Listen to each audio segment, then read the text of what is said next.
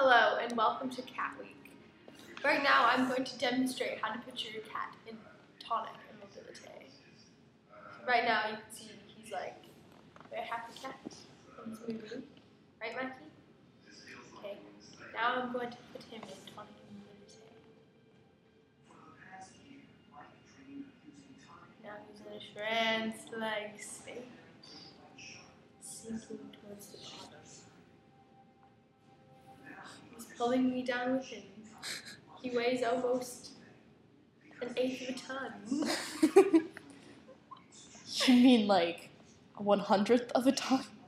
Should I let him out of tonic and mobility?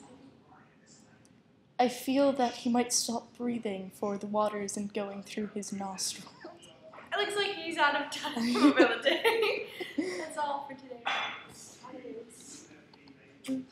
Say goodbye!